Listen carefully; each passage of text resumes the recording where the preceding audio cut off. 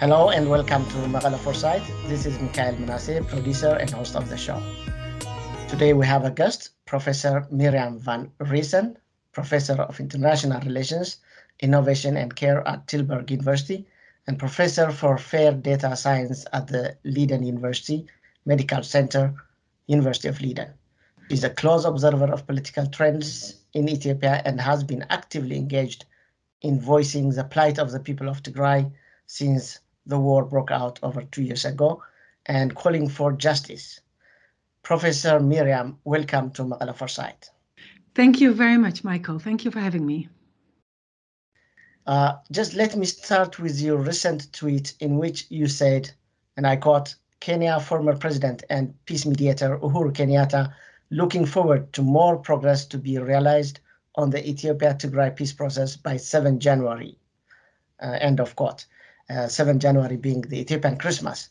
There is even talk of a dinner gala to be hosted at the National Palace in Addis for Christmas Eve, by the way, in which Ethiopian and Tigray officials will attend. This is an informal information that has come out. As close observer of political trends in Ethiopia and from your reading of the current situation, are you optimistic that the peace process or the cessation of hostilities agreement will hold and that the upcoming new Ethiopian Christmas will dawn a new era of hope and peace for Ethiopians? Yes, I think that it already has. The cessation of hostilities agreement has really brought change. I mean, first of all, it was really, I mean, for me, I know for many other listeners even more so, but it was just so incredible to get my students on the phone, you know, to be able to phone and to hear the voices and to hear how everybody is doing, hear many sad stories as well, but at least to connect and to hear that at least in many places people are now able to access food and that medical supplies are coming in, and so this is good news. And I also think that it is very, very important that the different sides, from the Ethiopian side and the Tigray side, that they have begun to talk. As much as it was absolutely necessary and remains necessary for Tigray to defend the security of the people and to defend it against the atrocities that have been committed against the people of Tigray, which can really be qualified as a genocide-like Rome Statute atrocities that are the gravest kind of atrocities under international law. So, but at the same time, people were also really suffering, and it was clear that there was also not going to be in that way an end by military means. So that means that there has to be talking at some time, at some moment, and whether that is sooner or later, at some point that has to start. And that started leading to the cessation of hostilities agreement and then the two negotiations in Nairobi. And I think what is good is that the African Union really has taken ownership over this process. And it is something that at least I felt with many of my colleagues and friends from the African continent, really heavy, that for a long time, for almost 2 years, the interest from the African continent was so limited. And so for this negotiating process to be really owned by the African side, for President Uhuru to come out so strongly with so much investment in the mediation, I think that is a good thing. And I also think that there have been others willing and wanting to support that. I incidentally also heard that the foreign minister of France, together with the foreign minister of Germany, are planning to travel to Addis Ababa next week. And that Getachew Reda and General Tatkan will be apparently going to this celebration in Addis Ababa on Orthodox Christmas. And it is good that this is on Orthodox Christmas, because that again really makes it very clear that it is owned as an Ethiopian Tigray process and a new beginning from not from outside, but from inside. So I think all of that is good, but I also think that there are still many challenges ahead, and that in a peace process, it is like that. You go 2 steps forward, but you might be going 3 steps backward or 1 step backward, and then it's going forward and backward, and that is hard because everyone and including myself, we're now really so hopeful that the fact that people are talking and that there is clarity about the future, that the rebuilding can start, but there are still big challenges, and one of the major challenges I would say is the occupation by the Eritreans of large parts still of Tigray, and then of course also the Amharic militia is a challenge as well, and how this will play out in the new situation, the challenges that are really now becoming very clear between Oromia and Amhara, and so how to see this peace process within that challenge of where Ethiopia as a whole is heading, that I think is a very difficult question. Yes. Yeah, so one of the worrying things is that the misinterpretation and foot dragging in the implementation of the peace agreement. I mean, there are some hopes, as you indicated, the reopening up of the siege, starting of the flights, humanitarian aid, some basic services like electricity and telecom, although this is painfully slow and insufficient. But as it came out just recently, Redwan Hussein's tweet, and I quote, "When the disarmament is fully implemented, Eritrean and Amhara forces are expected to withdraw from the Tigray region, according to officials at the federal government."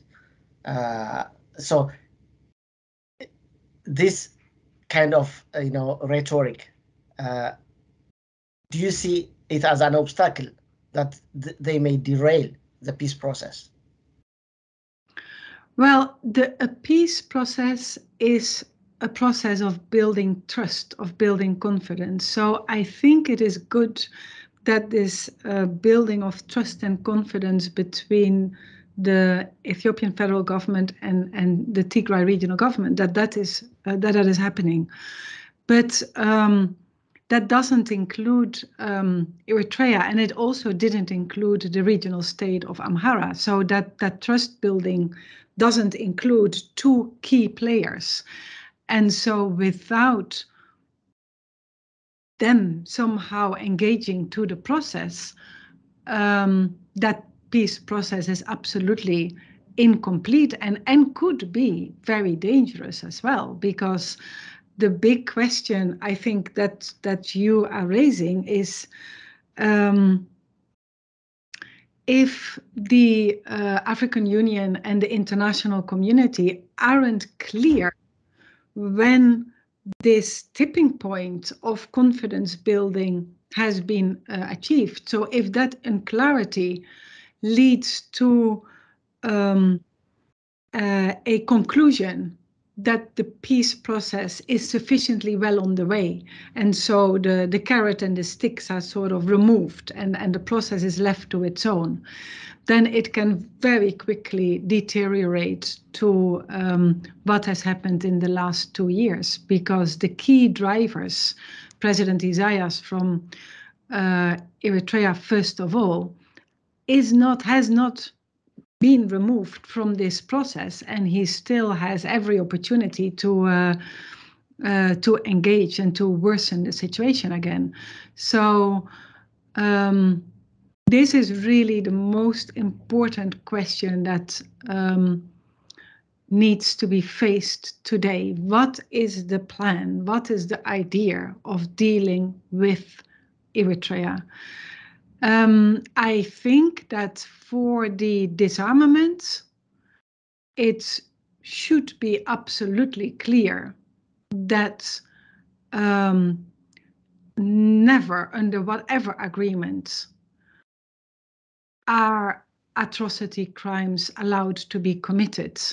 And we know that atrocity crimes are continuously being committed in the areas that are occupied by Eritrea and also by Fano. So the disarmament of Tigray could not be legal unless the security of the Tigray people is secured. And then again, even then, under the constitution, and the constitution is very clearly the basis, the foundation for the cessation of hostilities agreement, even then, there is a clear constitutional agreement in which the regions elect their government and also have their regional forces. And also that would and should, and I would say shall be, protected. So that is not superseded. The constitution is not superseded by the cessation of hostilities. Quite the contrary, the cessation of the cessation of hostilities agreement, in fact, strengthens and emphasizes the constitution. So I think, in legal terms, that is the right way to go forward in peace negotiations. But of course, the question that people rightfully ask is, yes, but what does that mean in practice? And then how do you reconcile disarmament with this legal interpretation of the relationship between the agreement and the constitution? And that is not something that can be solved just by, not absolutely by legal arguments. Legal boundaries are really very important, because that gives real clarity on what is in any case not possible. And what is not possible is that the people of Tigray would be subjected to atrocity crimes as a result of a peace agreement. That is not possible. So those are very clear demarcations.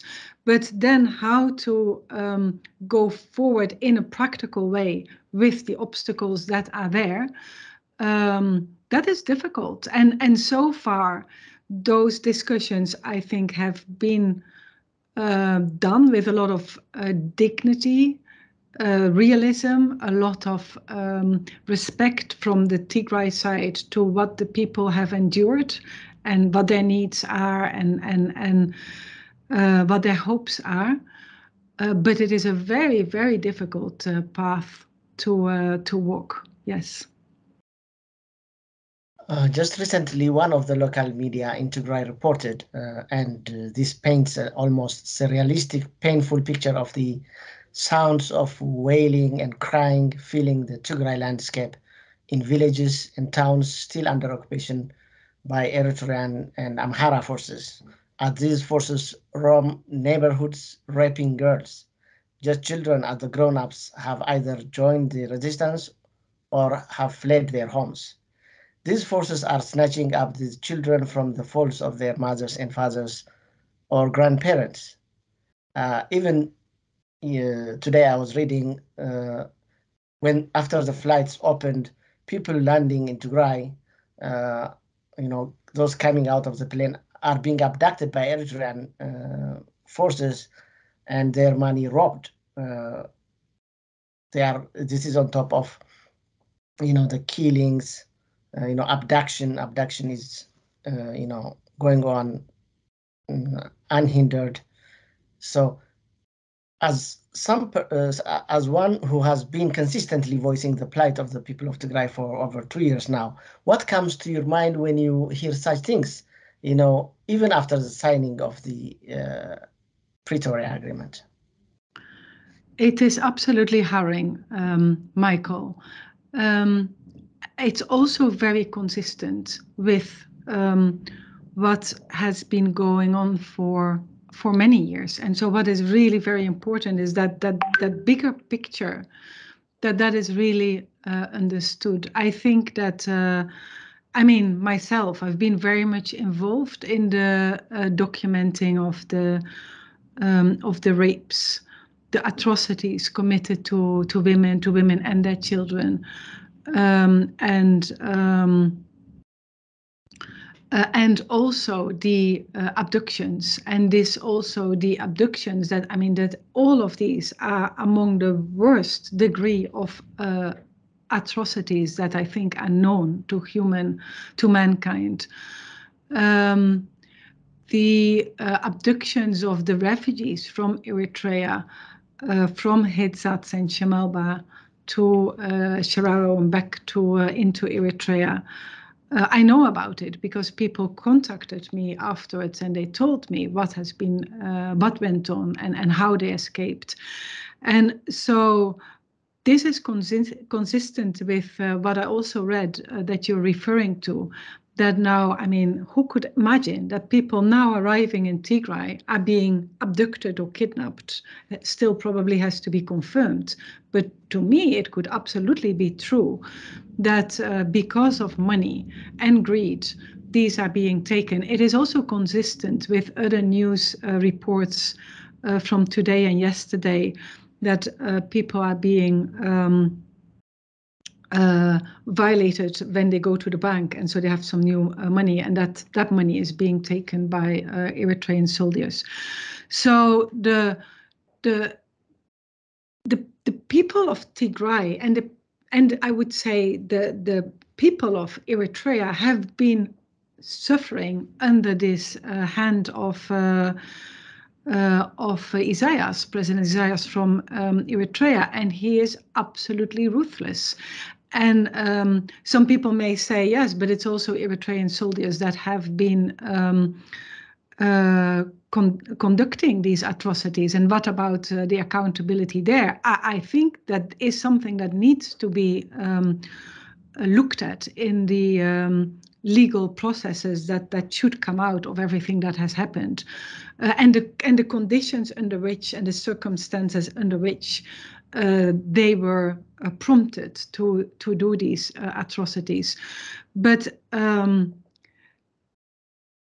this what has happened in Eritrea for 2 decades or more, in Tigray in the last 2 years, from Eritrea and Tigray towards Sudan and Libya, where people are being abducted and with a lot of money, which comes back into the coffers of the PFDJ. That seems to really be a pattern that links all of this together, the survival of the Eritrean dictatorship, and with at the core using the people of Eritrea, of Tigray and beyond to raise income that keeps these conflicts going, to train this side and that side and keep these conflicts going, and to, for the survival of the regime, create chaos everywhere so that dictatorship survives. I think I've said it before in other interviews. I can't comment as a psychologist or a psychiatrist on the mind of President Isaias, but I would say from everything that I that I know is that he really suffers from a psychopathic disorder, and that affects everyone around him. We know that from history. Leaders that suffer from that disorder manipulate their environment and the circle around that and the circle around that. And so that is why I have been saying many times that in order to get stability back to the Horn of Africa, really President Isaias will need to go. And that is the one precondition that is necessary to allow the region to rebuild and to flourish again. Related to that, you also shared in your tweet a video showing what you described as very moving moment of giving thanks for deliverance in the Church of Kidana Mehret following the release from months of prison in Eritrea of the Catholic Bishop of Saganeti Iparki, priest Fikra Mariam, and Father Mehrdab. It is very touching indeed. These religious leaders should not have been put behind bars in the first place, but as at least they are lucky they did not die under house arrest like the former Eritrean patriarch Antonius, who was also stripped of his title and illegally replaced by Isaias Afwerki. The Eritrean leader basically exported what he did in Eritrea to Tigray, as you rightly said. Only what he did in Tigray is much more heinous. This begs the question, where is the world's responsibility towards this modern concept of people sovereignty to the protection of civilians? It is absolutely heinous, and it is something that really warrants. I mean, 800,000 people may have died in Tigray, and certainly similar numbers have been sacrificed also from the Eritrean side, which we also shouldn't forget, because the people are also suffering beyond what we can really imagine as human beings. So the international community has to engage, and they has to take its responsibility. So in that sense, it is really good that French and the German foreign minister are traveling to Addis, and I hope for sure that they will also travel to Mekelle. I would really recommend that they do. You are commenting on the moving release of the bishop from Saganeti. And that was very moving. And of course, many religious leaders did not survive it. From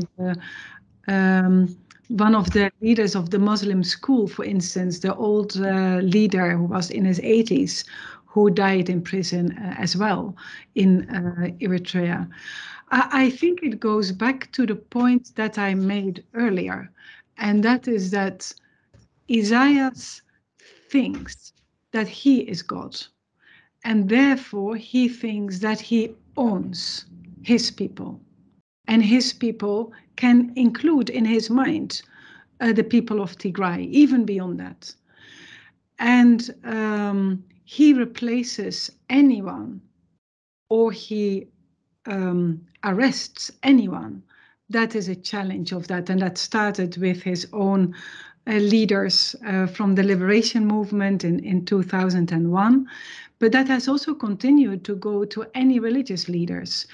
And I think that the point that the bishop of Asmara, for instance, has been making is that he has been telling the Eritrean people, use your conscience. You are not allowed to buy or use these goods that are looted from Tigray. They belong to Tigray.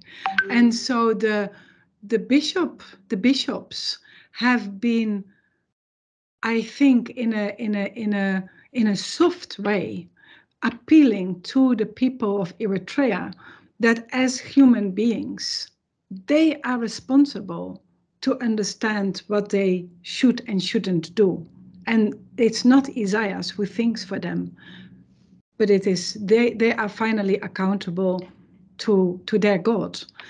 And I think that is something that that Isaiah fears, that he could lose control, and that is why the churches are such a challenge for him, because the churches, by definition, are always placing the accountability to your God at a higher level than the president of the country. And I think that is why he has been so much targeting the churches, which he of course has also done in Tigray. Part of the genocide is the mosque in Adigrat, all of the in Aksum, the massacre of Aksum. So the degrading of human beings as religious humans is something that Isaiah has always done. And I think it is part of his thinking that he can sit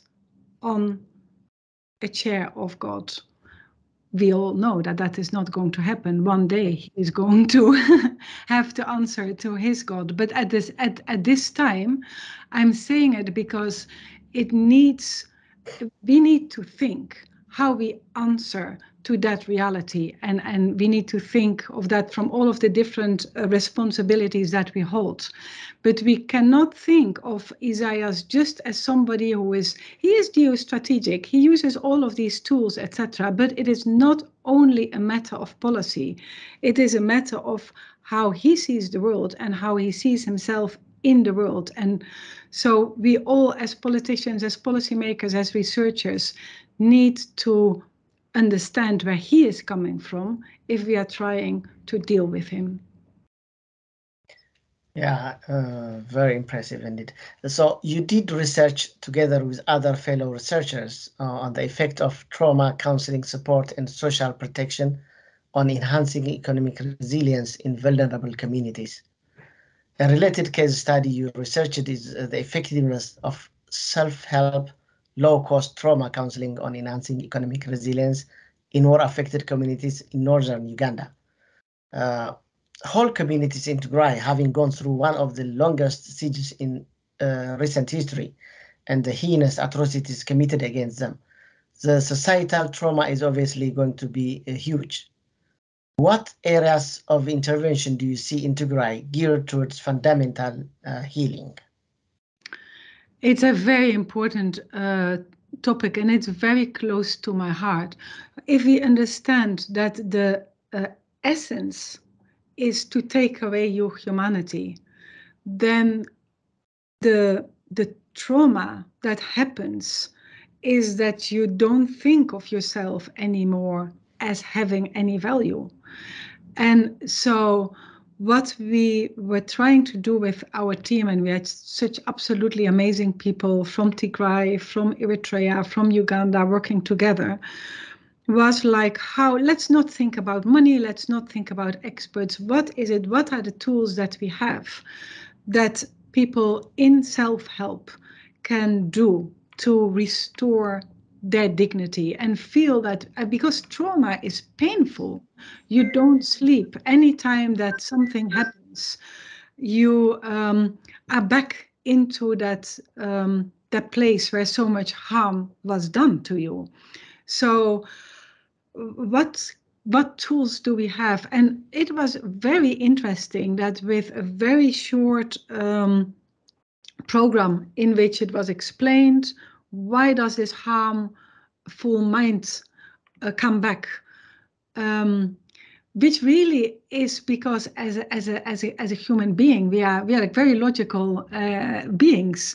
So something that has really harmed us to that extent, we want to avoid. So if we know now that this is in the past, we should be able to not have it in our mindset at the front, where every time this comes back, we know that we have to flee or that we have to protect ourselves, but that we can really properly think this is behind us. But for that, of course, it is important that it is behind, and that it that we are able to enter into a new situation that is safe. So I think that this work on recreating strength through support for the trauma needs to go hand in hand with a peace building that is real. It must be real. But we went recently, my researchers went back to the people who had been victim of the Lord resistance movement in Uganda, which was also extremely violent and dehumanizing. And this was really quite a few years after we had introduced the program there. And we found that the communities were still using it a lot, and they were teaching each other, like, you can do this and you can do that and so on. So that was gave us a lot of hope, because it seemed to us that it not only does it really work, but it is also something that really can sustain itself. And if we are able to teach a group, then that a group can teach others and so on. And we don't need, it's not dependent on money or on experts or whatever. We can just start to do that. So this is something that I think you are very right, is something that is very, very important for Tigray. One of the things that we found was that we had a comparison. You know, in research, you try to compare different interventions. So we had one intervention where the people were really only receiving the intervention to ameliorate the trauma. And then we had another intervention where they were only given economic things to create more resilience. But in fact, their social economic resilience was increased more with the intervention that helped to remove the trauma. Because once that was removed, they knew what to do, because they know. It is just that if the trauma is so much in your head, you don't feel any hope, and you're not really thinking in what you can do for the next day or the day after. So that is why, yeah, we think that we should really build up a team that can help people to do these self-help exercises and feel that they can move on from everything that has happened. Professor Mirjam van Reisen, thank you very much for your important and incisive reflections. You are very welcome, Michael. Thank you. Well, we have come to the end of the interview. Thank you for watching.